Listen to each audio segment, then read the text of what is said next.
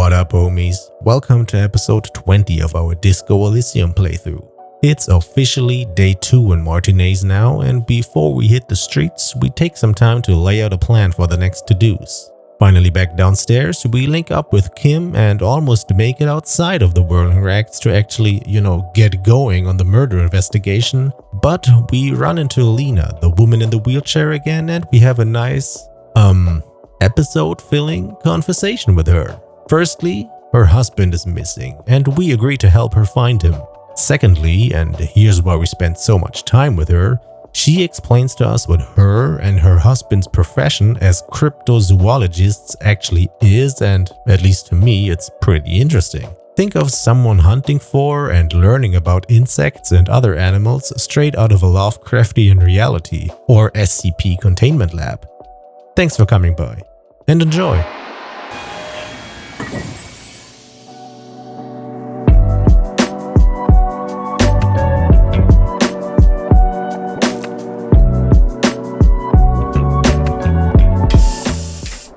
What up, homies? Welcome back to Disco Elysium, the final cut. We are back and it's day 2 now. We have managed to sleep. We're supposed to pay that guy down there $20 to be able to sleep again, but we still have $30, so that might be fine. There is a hint that is only necessary until we have a free place to sleep at. So I assume there are going to be free options that we can hopefully talk our way into. As we usually do when I start another recording session, we're going to go through our stuff and see where we are at. We have a level. We could level up. I want to save that because I might need it for an idea, for a detective thought, or to use that as an option to get out of red check challenges. But we are close to leveling up again, and I still want to go for rhetoric, drama, and suggestion. And we didn't really get a chance for the last 4 levels to do any of that because we had to do this endurance and reaction speed stuff, and we had to unlock a bunch of thought slots. So I think the next one I want to do is rhetoric, so we get that up to 5. I think something in our inventory reduces that at the moment. No, it doesn't. Oh yeah, we are at 4, never mind. However, we got this journal here. We got a bunch of stuff to do now. It's the second day. I think this would happen this day. At, I think, 4 p.m. There's going to be the union members down here in the Whirling Rags. I think we got to wait a day. I don't know if it's 24 hours. I don't know. Or to learn back or hear back from Alice from the precinct, I say. Let's call it a precinct. We phoned her for that serial number, and she's gonna research that shit and get back to us with information. So I think we're gonna do that today as well, probably later in the day, because that was pretty much the last thing that we did last night. This happens on Wednesday. I have no idea what day it is, by the way. Make sure. Oh, it's Monday. No, it's filled Monday, so I guess it's Tuesday now. So tomorrow.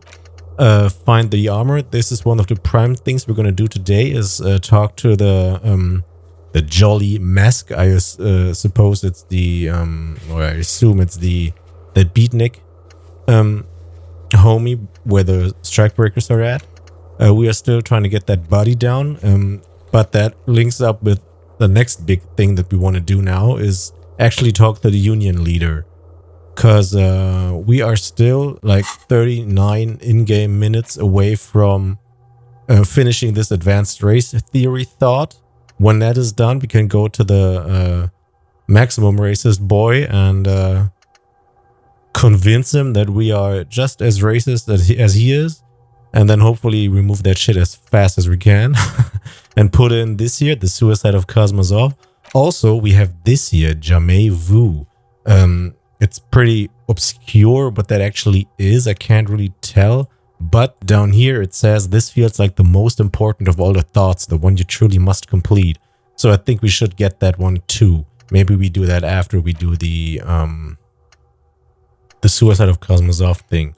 Although this lowers rhetoric, maybe we don't do that. Maybe we do this first, because I assume that we could need rhetoric when talking to that union leader. So I guess we should do this one here first.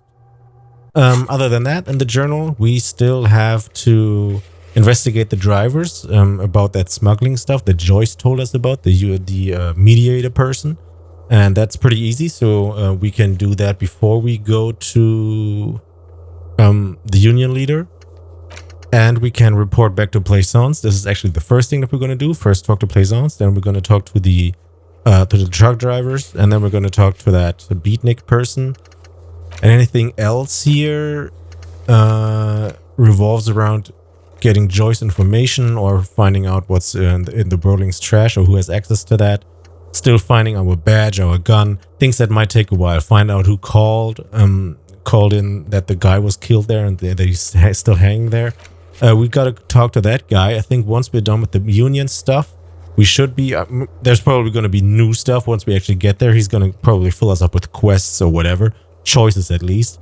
But hopefully we can squeeze in going back into that building. Check out the second floor and the apartments in there, and then get to apartment 28 and talk to that guy and see what he has to tell us. Yeah. Was kind of thinking maybe it's clever to do that before we go to that other guy. Maybe that is the first thing to do, actually. Because I think getting to that union member or that union leader, he sounded like a kind of a mobster. As far as we can tell, based on what we've heard so far about him. So, and the way he seems to, do, let's call it business. So, having more information on that guy and having more information on the actual killing here might be helpful. Because that's going to be probably a tough discussion with that guy. Maybe we actually do that. So, first, report what we found in the commercial building, that the curse is just capitalism. It is what it is. We'll talk to that beatnik homie. We'll talk to the truckers, and then we go to that building. All right, let's close that out for here. We still got more stuff, but whatever. Let's just get going. All right. Head back out. We still got 3 HP, 6 charges for reloading that, and 5 morale. 2 charges for reloading that. Can I knock on here? No, I think this is the room that Kiki is in, Kim Kitsurage. Maybe we can chat up that girl today. The door is closed. Let's knock. There is no answer. Shit. You hear the shower being turned on. Oh, damn. Somewhere inside. A tremendous loneliness comes over you. Everybody in the world is doing something without you. Showering? Sure. I'm so alone. Why are you doing this? Don't do this to me. Beauty, don't abandon me and all this ugliness. Swallow the emotion. We haven't... the first episode that I uploaded of this, I called high charisma, no, high riz, high something, and high addiction, something like that. And we haven't really had the chance to do much rizzing here. She actually was the only person that we kinda tried to riz. So this feels like the fun option to do now, because I don't know how much, but we'll probably get more chances, but why not? This feels kind of fun now. This is just pathetic. This is beyond pathetic. This is the, I guess, sane thing, but it's also the boring thing. So let's go with beauty. Don't abandon me and all this ugliness. The door does not care. Say it louder. The door probably thinks you're a has-been loser too. You feel your funny necktie becoming tighter and tighter around your neck. Jesus, knock again. Still no answer. I'm not gonna knock again much harder because I'm gonna probably die again because we're gonna hurt our hand. I still don't understand how that works. We got 3 HP and it usually says -1. I don't know why we die from that, but so I'm not gonna try. I'm not gonna try the handle. I don't think she was very inviting the last time we met her, so we're just gonna wait until she's back out at one point again. Maybe we triggered her getting back out now since we actually did this here. So now we triggered her showering? I don't know. We're not gonna try the handle. That would be a little bit too rapey. Alright, let's get down. Kiki already down there? Oh shit. I was about to drink and then shit happened. Cool. There's a lot of guys to talk to, huh?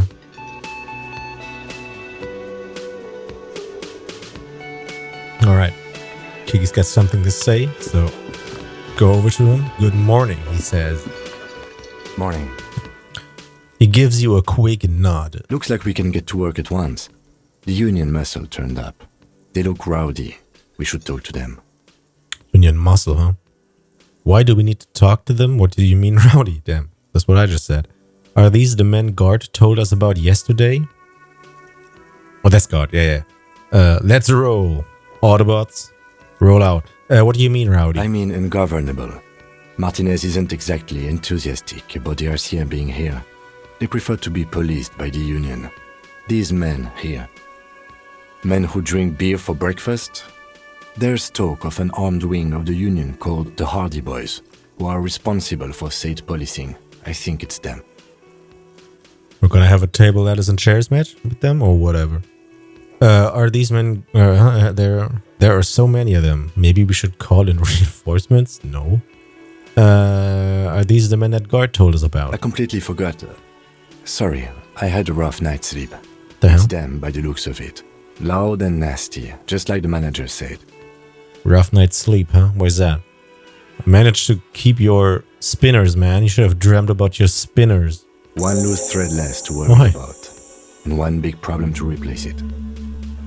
Cool. I immediately want to level up. I don't even care. Rhetoric.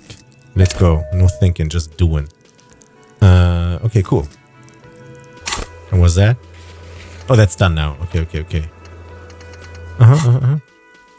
Why do we need to talk to them? Everything points to the dock workers' union. The belt used for hanging him, tracks in the mud, the circumstances in Martinez, my preliminary information. Which may, of course, all be wrong. But we still need to talk to them, and it won't be easy. Alright, let's go. One more thing before we do. We don't have to talk to them immediately. We can walk right past them, continue with our business. Good. A power move. Purposefully concentrate on something else first. They don't know us. A power move. Just walk by. Hope they see us walking by. Not giving a fuck. Yeah, streetwise.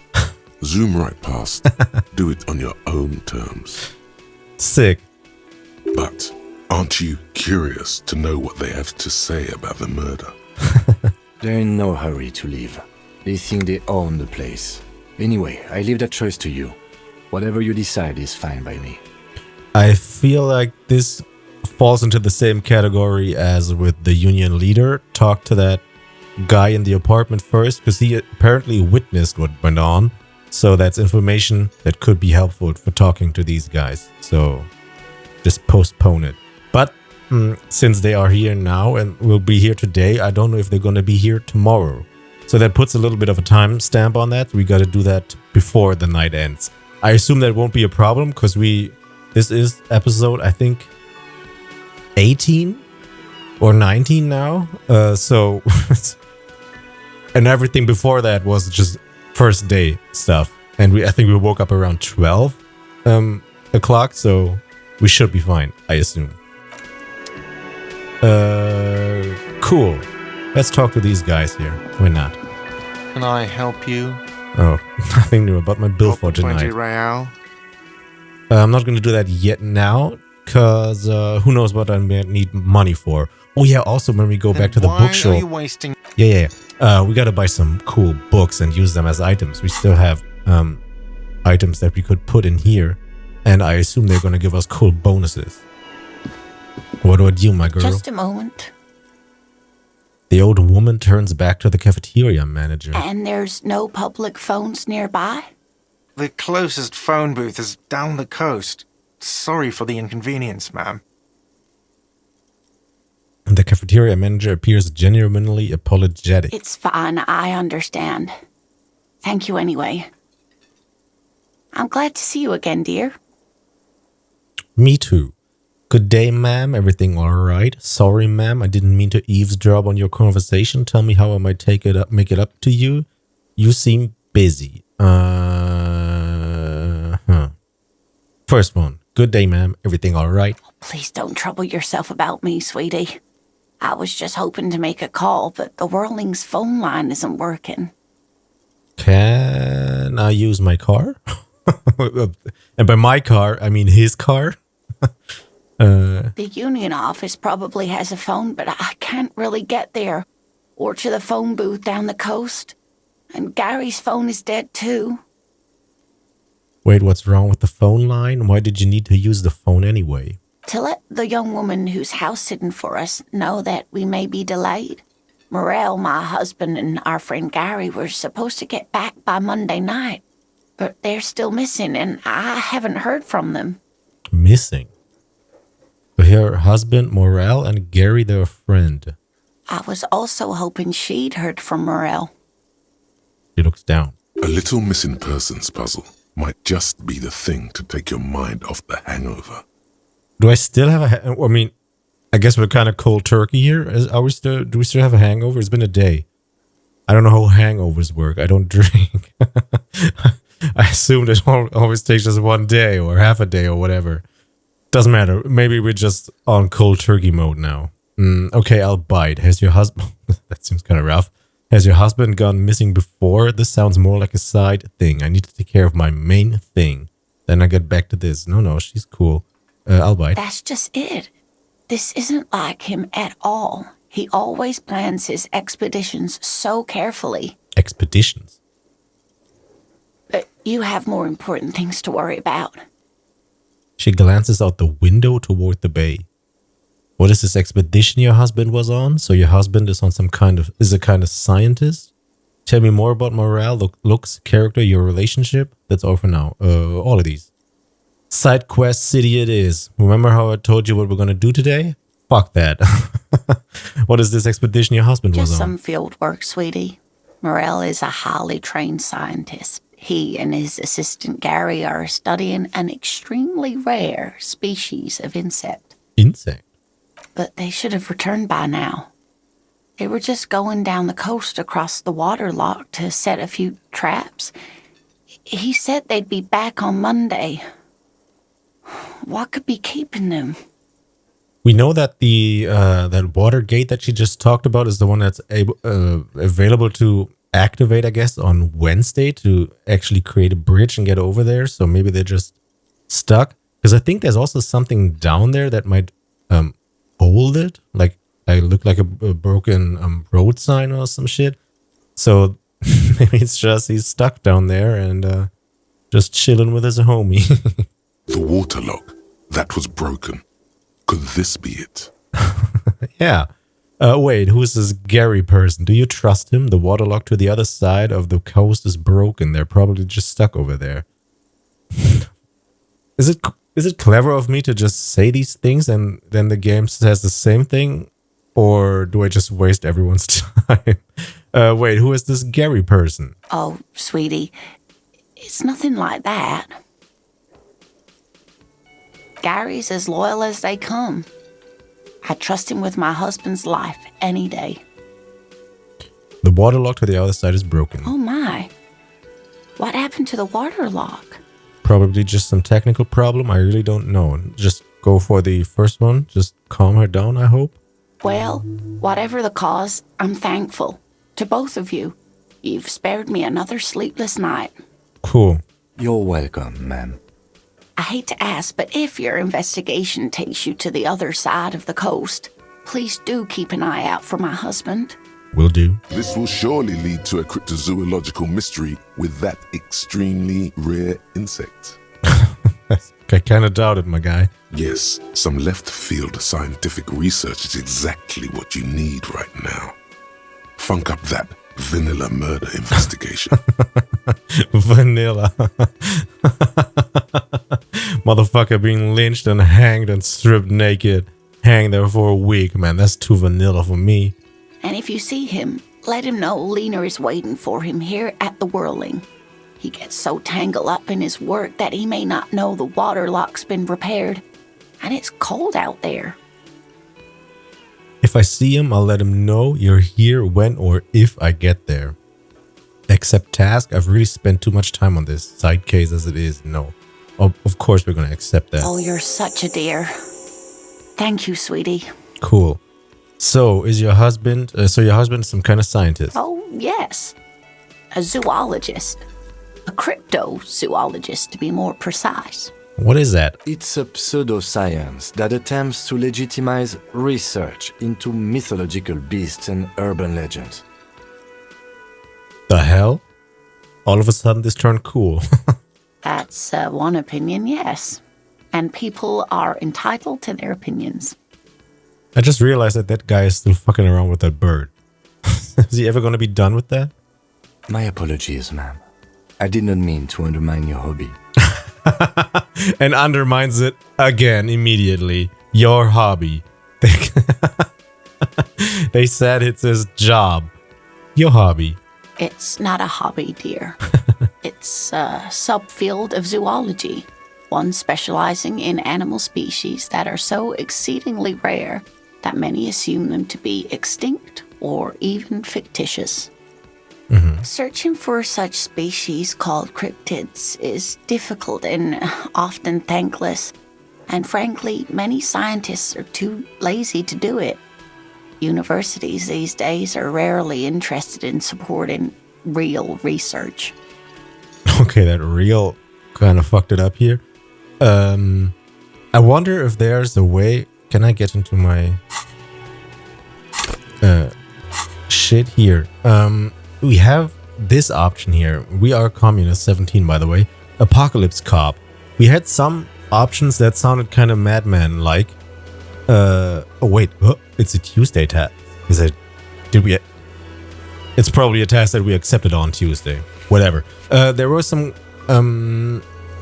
possible answers or responses to things people told us that were, let's say apocalypse related or adjacent. That sounded super mad.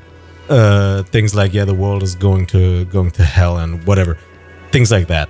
And this cryptids that she just mentioned makes me think that we are in Cthulhu type world here or territory. Is there actual apocalypse options? That sounds super interesting. This is not the path that we're going towards. Sounds like a cool new playthrough. We are the Rizzler now. We are not the cultist. The quality of research at Revacholian universities has been on the decline, but you doubt there was ever a time when cryptozoology was embraced by the academic elite. Uh-huh. She's completely internalized her husband's struggles. They are her own. Oh, damn. Suggestion, medium 11. Maybe you could convince her to tell you about some cool cryptids. I mean, yeah. I just said we're not going to go down that path. I just want to, we're going to dabble in it. There's really no point in manipulating anyone. She'd be only too pleased to tell you about her work. I guess Go on so. and ask. Hey, Lena, I'd like to hear about some of the cryptids you've studied. Could you just tell me about a couple of them? Oh, I'd be delighted. Truth be told, I could really use the company too. Sure. One cryptid, not a couple. One. This won't turn into some kind of cryptid extravaganza. Okay, Dad. Okay, Kim, just one little cryptid, promise. Cryptid extravaganza? I like the sound of that. Yeah. And I don't. Just one. Or he'll be disappointed in you. I don't give a fuck. He got his spinners. Give me my cryptids. Ooh, tough choice there. Oh shit, oh shit, oh shit. Wait, I only have one option now? Do I only have one option? Okay. What's the biggest cryptid? What's the tiniest cryptid? What's the most dangerous cryptid? Is that a cryptid on this pen you gave me? Take out the pen she gave you. Are there any invisible cryptids? I hope we can go through all of these. We're gonna go for the biggest one. That would be the giant of Kokonur. This sounds like big old ones kind of stuff. Although these letters are too normal. There need to be random accents and dashes and apostrophes. Whatever. She says as if it's common knowledge. The giant lives in the most arid parts of the vast Kokonur Desert in South Samara, casting a strange light across the barren wastes. Oh yeah, I read that Lovecraft story too. Wait, what do you mean, strange light? Mirage or psychogenous luminance. He doesn't elaborate the nature of this luminance further. This interests me too much. Shit, I didn't know this exists. And just how big is it? No one knows for sure. It is like an awful mountain appearing from below the horizon and expanding to cover almost a third of your field of vision. Is it dangerous? The towering luminosity of Kokkonur is a bad omen in local folklore. Some say it's a fata morgana, others, fate unimaginable. Hui. No animal can be that large. It's a mirage. Okay. You know, this guy usually is such a nerd with his little gadgets and toys and his car and the spinners and his cool camera and shit. And now he's all like, man, be real. That's what makes it so peculiar. A species surviving at the very limits of scientific law. The giant of Kokkonur must be the largest animal the planet can support. There are limits, you see, to how large a metabolism an ecosystem can beget. Some say a gravity anomaly below the Kokkonur desert might allow the creature to grow to these gargantuan sizes. Imagine investing so much time and effort for each time you talk about that, not go, some say a gravity anomaly below the Kokkonur desert might allow the creatures to blah blah blah, but go, some say a gravity anomaly below the Kokkonur desert might allow the creature. Seems like a lot of effort. She's into this shit. Great. This is great shit. You need more. I do. Gravity anomaly. Digging it. Digging this parascientific stuff right there. Yeah, I am. What is the tiniest cryptid? Hey, you promised you'd only ask about one cryptid. No, I said I like the sound of cryptid extravaganza. But Kim, don't you want to hear about another cryptid too? Right, okay, we can move on for now. It'd be dishonorable to renege on the promise. I didn't promise. Fuck you, I want to know. The lieutenant pauses, thoughtfully. Something in him breaks. Oh shit, he's gonna go. Ah, fuck it. Let's have more cryptids. Yeah. That's the spirit. Well, the smallest cryptid is the Cryobacter catlensis, a unicellular bacterium. It was discovered in one of the northernmost points of Katla on the Boreal Plateau by renowned geologist Caitlin Mijanou some 70 years ago. What's so special about it? The bacterial colony Mijanou found had remained alive while frozen in ice for longer than anyone could reliably estimate, certainly from before recorded history. Mijanou disappeared shortly after injecting herself with the bacteria she had brought back to study, no doubt in hopes of prolonging her own life. Wait, she injected herself with it? You mean there's an immortal geologist wandering the world? I don't understand. Why would you prolong your life? Being alive is terrible. I intend to live forever too, as a symbol. She was preparing for the end of times. She wanted to witness and record the Trident proceedings. Immortal bacteria, immortal geologist. That's too wild. You mean there's an immortal geologist wandering the world? Yes, and she's quite mad too. After she treated herself with the bacteria, she stopped aging, but also became increasingly eccentric and irascible so that even her oldest friends were forced to pull away. We can assume that she has been living somewhere in the wilderness for decades now, all alone except for the Cryobacter catlensis coursing through her bloodstream. Cool. What's the most dangerous one? The gnome of Jeroma. The gnome of Jeroma. That sounds terrifying. The gnome of Jeroma? That doesn't sound too bad. It doesn't sound too bad. Oh, it is. None of his victims survived. Grieving relatives never even found their bodies because the gnome's venom dissolved organic tissue. What did this cryptid look like? It was reportedly a small creature with webbed fingers and a protruding forehead and a gangly little thing. Quite scary to look at. A couple of campers found it when it was already dying. They heard an odd wailing in the woods and followed the sound. They were scared and wrapped it in tarpaulin to suffocate it. It still took the gnome of Jeroma an entire day to die. Still?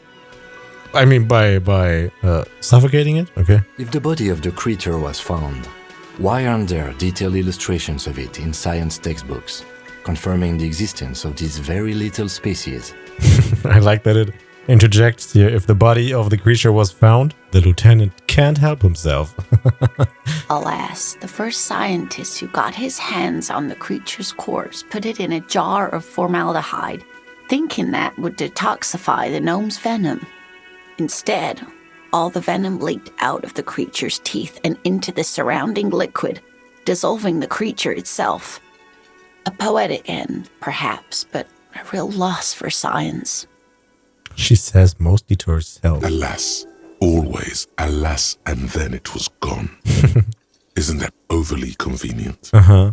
Seems very convenient that it just disappeared and nothing like it has been seen again. No, it was perfectly good explanation. Stop being so skeptical. We've got conceptualization and drama. We're gonna go for the first one, although, you know, but still. I understand your skepticism, but that's what happens Oh, with no, I things picked that the are wrong one. rare and stand out. Their disappearance is most memorable, and they are least likely to be found again. I wanted to pick the other one. Whatever, is that a cryptid on this pen you gave me? Yes. It's the kind green ape. Half war story, half undiscovered species in the genus Homo. War story? Yes, it was reported by soldiers in South Safra during the war. The kind green ape would visit bunkers during the night, healing wounded soldiers with its saliva. Wow, with its saliva? And there is something special about an undiscovered subspecies of man? First one? Yes, it has amazing healing qualities. Some soldiers reported growing back limbs, regaining their sight.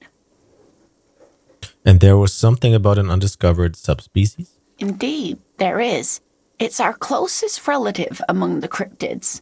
Same taxonomic family, different genus. Which is to say, the kind green ape is a species with which we share a common ancestor and that evolved parallel to our own, just like your partners. I knew it, Kim, you're not human. I'm pretty sure Kim is the same species as us. To suggest otherwise is stupid. Uh-huh. We are getting into race theory again. Jesus Christ. Even her. Ha! That's why I always have to take the lead, right, Kim? Just hit him with it. Second one. The lieutenant looks at you, pleasantly surprised. Uh-huh. Oh, no, I didn't mean to imply that Saelites are inferior to us Oh my in God. many ways. You are superior. For example, your earwax doesn't have a foul odor like ours does. Why? Everybody? Ugh. A tremendous evolutionary advantage, I'm sure. But perhaps we've had enough speculative biology for today? No, not yet. We gotta go for, are there any invisible cryptids? What an interesting question. And the answer is yes, there are. Of course. All fairy tales have someone or something invisible in them. You're right, Kim. It's childish, but I need to know. Shush, Kim. She's gonna tell me about the invisible cryptid. What is it? Yeah. Shush. It's the Col de Mama d'Aqua. Its name means thin whisper of sound, and that's precisely what it is. Self-replicating sound waves, invisible and intangible. The Col de Mama is very afraid of us, which makes it incredibly difficult to track. Col de Mamadakwa can also be translated as a whisper light and low. A whisper light and low? Just hit her with that we know that? Could it be here? Look around. Right now? Is the cold Mamadakwa in this room with us? What evidence is there of this animal being a sound? Why is the Mamadakwa so afraid of us? Interesting. Okay. A whisper light and low. Yes, that's another translation. They're both quite lovely, aren't they? Although the low part is a little ironic. The Col de Mamadakwa makes, or rather is, such a high-pitched sound that other animals, including humans, can't hear it. It could be everywhere all of the time, and we wouldn't know. Fine, I'll bite. How can an animal be a sound? Many scientists have asked the same question. Some have claimed that it isn't itself a sound, but a tiny corpuscle that emits sound waves. But there's no evidence to support this theory. So the question, what evidence is there of this animal being a sound, is just kind of stupid now, huh? Why is it so afraid of us? That is a sad story. A group of university students assisting with the fieldwork in their enthusiasm for the project, and no doubt because they were preoccupied with impressing their professors, nearly drove it to extinction. Extinction? They tried to communicate with it and had no other means but sound. So they started sending out sound waves at frequencies they thought might match the Mamadakwa's. And what happens when a sound wave meets another sound wave of the same frequency, dear? Oh damn, they cancel each other out. This lady really should be a teacher. She's really good at the explaining things thing. Psst. They cancel each other out. I know. Psst. They cancel each other out. Exactly. And these tests were performed so recklessly that when they happened upon the right frequency, well, they wiped out most of the population. Great regret washes over her. A winding cloth. After that, the corpuscle appears to have migrated elsewhere. There have been recordings of anomalies similar to those spotted in Ea, but they've been few and far between. It's impossible to confirm the presence of any stable Mamadakwa population anywhere. Of course. A common thread in these. Disappearance and unfalsifiability. I like the story, though, ma'am. I'm glad you did, dear. Okay, but there are more here. Could it be here? Look around right now. It could be. As I said, it could be everywhere. And we wouldn't know any better. It could be ringing all the days of our lives and nights. And what evidence is there of this animal being a sound? We already know that there is none. Plenty. It's the evidence that led to its discovery. In the 1920s, a group of Areopagite ornithologists, that is, scientists who study birds, were trying out a new recording technology for capturing sounds outside the range of human hearing.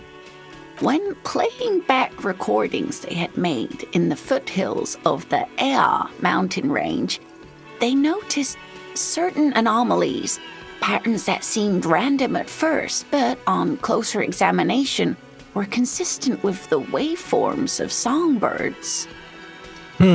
Songbirds. The scientists soon discovered they could track and even predict what appeared to be feeding, mating, and migration patterns based on sound waves in a strictly delimited range of ultrasonic frequencies, even higher than those of the highest-pitched bat calls.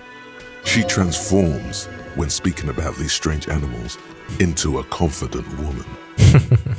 They realized that they had discovered a new species and called it the Col de Mamadakwa, after the Paracanassian name for the voice of God, which is said to be very silent. Wow. Go on. We're gonna go with go on. They grew quite obsessed with these little birds. Even though they couldn't see them, they could distinguish among individual birds and even began to name some of them. Name them. Sequester, Time, Joscan. Those are but some of the Mamadakwa they followed individually. Interesting. What about? What about what? Man, I just can't get enough of these cryptids. I'm glad you like them, but I'm not really one to tell you about all of them. You should ask my husband if you get the chance. He's the real expert. Cool. Tell me more about morale, looks, character, your relationship. Oh dear, I'm not sure where to begin. What does your husband look like? Well, his expression is slightly grumpy, but his eyes are always bright and curious, like a small boy's. And his palms are quite coarse from all the field work, but he's quite gentle. You can't go around Revachol feeling grown men's hands. If you want to find her husband, you'll need more concrete information. It's always a challenge to describe the person you know best in the world.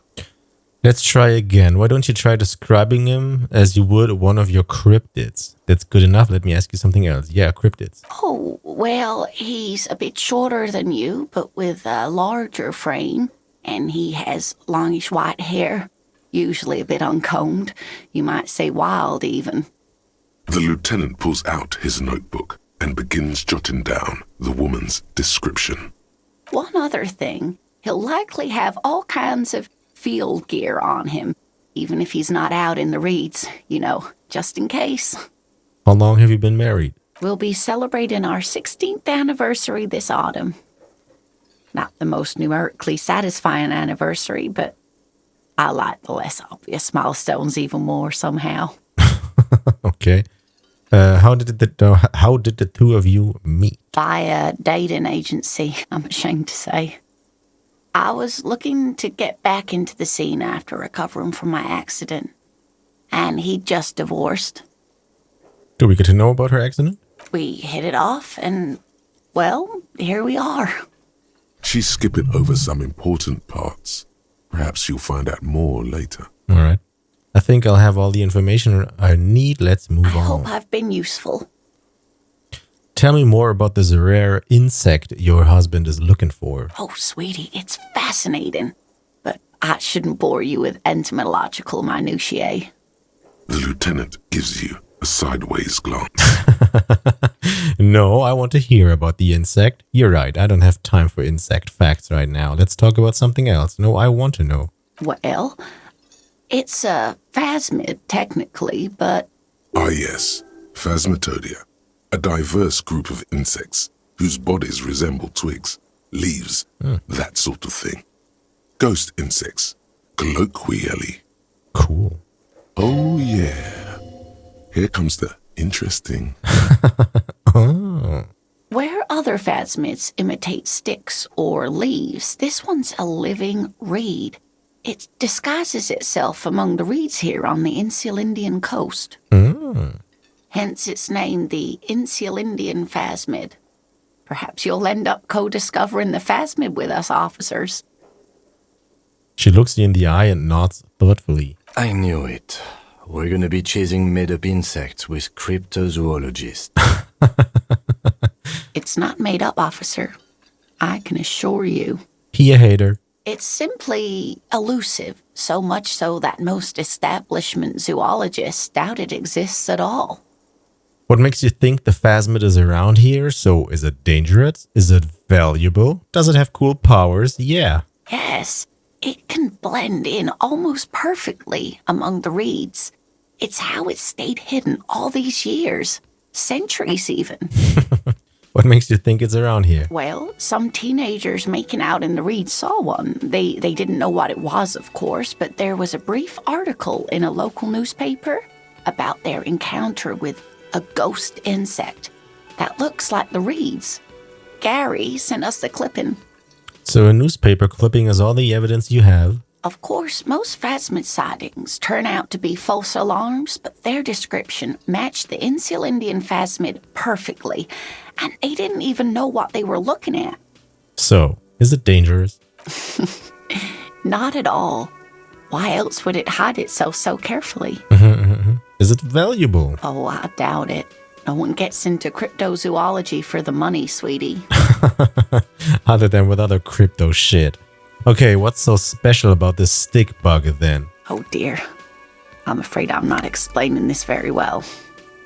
It is very special. The woman's face flushes with embarrassment. Morel can explain it all much better. I wish you could hear him describe it. Then you'd understand, I'm sure.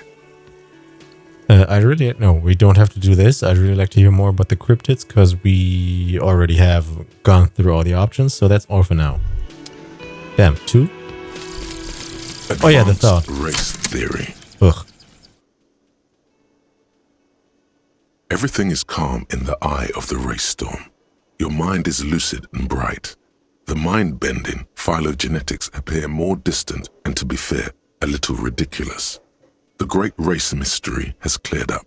All that's left to do is verbalize your thoughts. Go and talk to Measurehead about your newly found insights. Bonuses. Learning cap for rhetoric raised to 5 plus 1 conceptualization. The mystery is mostly aesthetic. I like this stat, but I will not keep that thought. Alright, cool. We gotta hand that in before we put in the jamais-vu thingy. Can I get the second one here? Yeah. Wow, so someone's been a little boring. Talking about me? What? No, I'm not. Get out of here. Finished thought. What? Yes, my standard liege. Someone's seen all sorts of wild ideas pop off and thought, I'll take the boring one. The regular, please. The brown. What? I asked her about the cryptids. What the hell are you saying? I like brown. I like standards. Look, I'm just trying to do my job. No need for extravaganza. What is this? Picking on me for not being crazy enough? That's the least of my concerns. Kim, am I boring?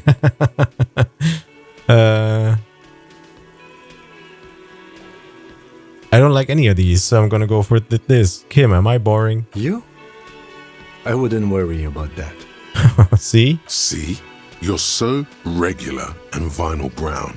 He doesn't even want to talk to you about it. What is this? Picking on me for not being crazy enough? No need to be defensive. The regularity, the brownness, the cut and dry have their appeal. A very standard appeal. I guess this happens because, I mean, we have, wait, here.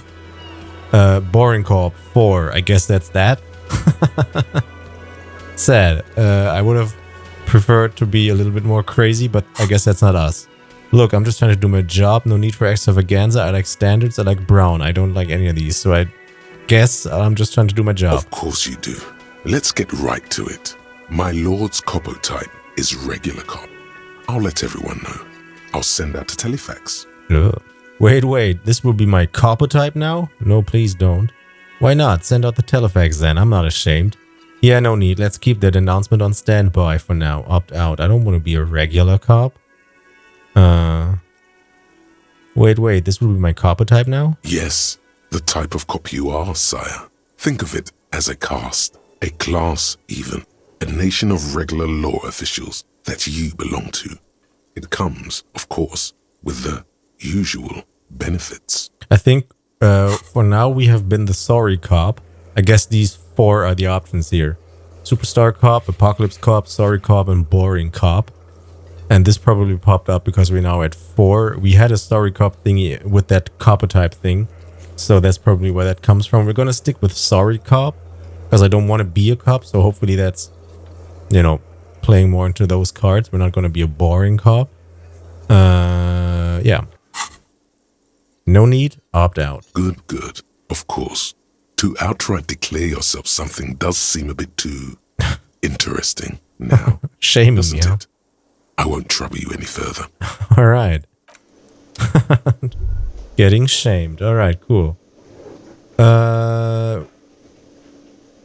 Let's continue here. I'm not going to deal with these guys for now. Can I talk to that homie? I can't, I guess. So it's off to Plaisance then. And we're going to talk to the... Nope, I'm not going there. Distraction mode is on. Oh, damn, who's that? Was that? Could it be the Col de Mama Dakwa? No, it's probably just your imagination ringing in your ear. Is it? Is there a ringing? Listen more closely. There seems to be an extremely high-pitched ring. Ultrasonic.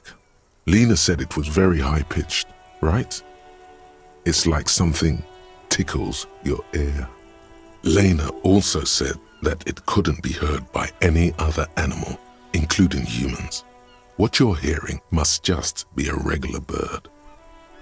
Wait, Kim, do you hear a high-pitched noise? Listen closely first. Move your head toward the sound. Listen closely. There it is again. You're about to rediscover a long-lost species. Keep It listening. must be very close. Maybe, just maybe, it will come toward you. Move your head toward the sound. Oh no. The sound. It's moving away. Somewhere over there. Go after it. No. Too late. It's gone. There is no ringing anymore. Just No. the sound of the streets. No, come back, please. Listen more. Go then. Leave. Leave like everything else. Don't.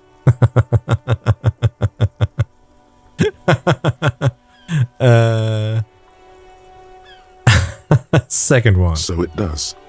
It's gone. All that's left for you is the disco. All right. Huh? Sure. All right, let's head over to Plaisance.